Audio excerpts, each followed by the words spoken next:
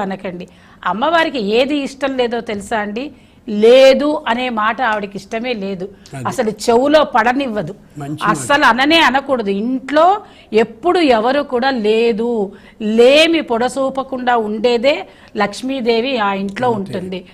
మనకి అంత చక్కగా ఆవిడ అన్నీ ఇస్తానన్నప్పుడు ఈ బంగారం ఎందుకండి?